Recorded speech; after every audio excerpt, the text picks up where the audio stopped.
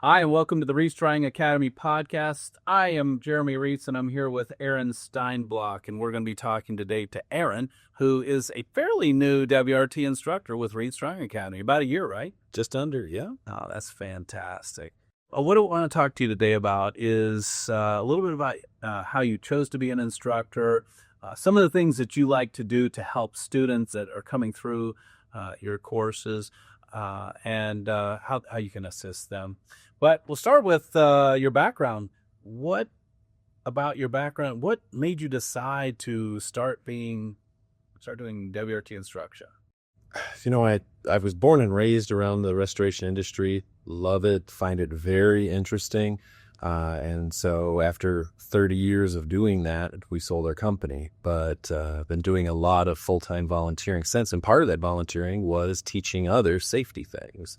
And it was a natural fit when I needed to make a little extra income to pick up some secular safety courses or training courses through WRT. Oh, well, that's fantastic. Yeah. Now, one thing that we keep hearing as students have gone through your class, they love it. I heard one person say that it was like learning from Mr. Rogers in a positive way. It's like I could, one guy's like, I could listen to this guy all day long.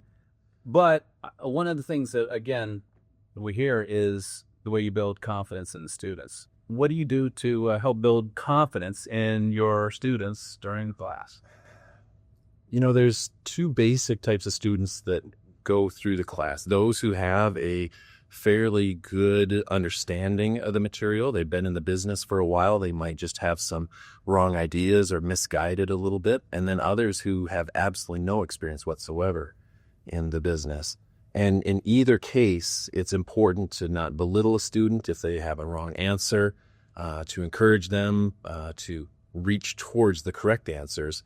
But more than anything else, it's just making sure the students understand the material, because once you fully understand the material and how it's going to get used every day, then you automatically build a confidence in that. Good point, because sometimes we hear things. I think about like when we go through a YouTube video and you see how to do something and you think you understand it, and then you go to try to do it and you realize I got to get the YouTube video back out. But once you're able to understand how it applies or how to use this information, it gives you a lot more confidence that you did the right thing. So I appreciate that. Now, speaking about confidence, there's also a lack of confidence around that WRT exam. So I know when we teach classes, and I teach classes, when you're teaching classes, we get it all the time. How hard is the test? How difficult is this? I don't think I'm going to pass it. So what do you do to help a student not only prepare for that WRT exam, but feel prepared for the WRT exam? Yeah, that's a really good question. And it's a multifaceted set of steps that you go through.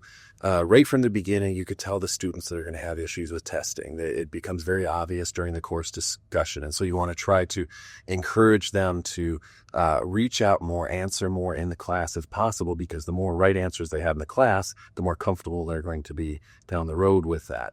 But make sure they understand the material. So review as much as you need to, and help them appreciate that, especially things like the quizzes and such that we're doing during the class, or even answering during the class, is harder than what the exam's going to be.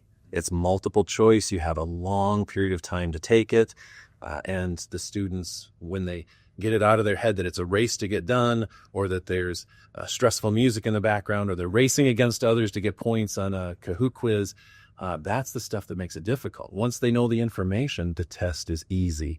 And that's what I hear from the students over and over. They'll send me messages afterwards. The test was way easier than expected. I got a 90. I had 2 students that recently got 100 on the test. It was a wonderful, wonderful thing. Yeah, just as we were setting up for the class, you got a text. Yes. And what was it? That student, he was one of the ones that was having trouble in the class. He was super nervous, but he scored a 92% on that. Oh, that's awesome. Yeah, that's awesome.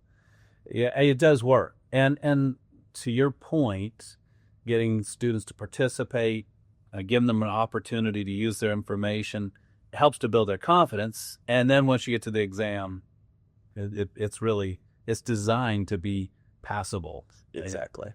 All right, so let's switch gears a little bit. Let's talk about you teaching new techs.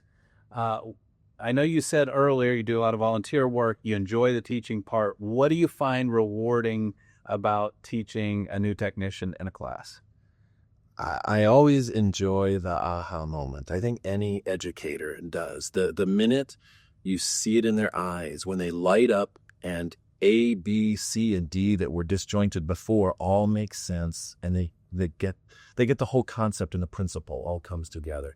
And we live for that as educators, because that's the moment we know that it's more than just facts and figures they're taking in. You've now touched their mind, you've touched their heart, and they understand what's all happening. And so that's always a wonderful thing.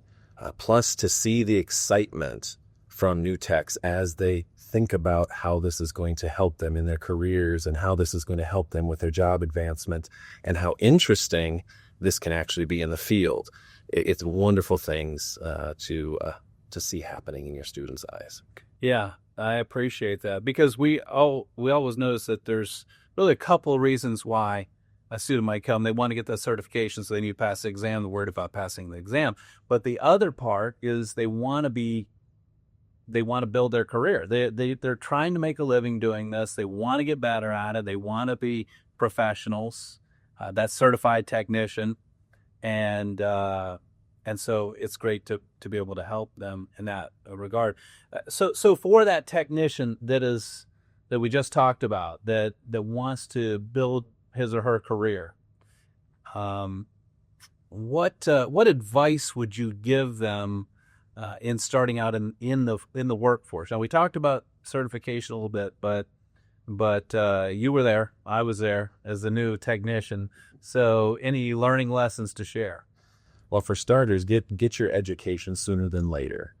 I did years of, in this instance, water restoration before I took my first class, and it scares me to think of how many mistakes I made on those first couple dozen projects.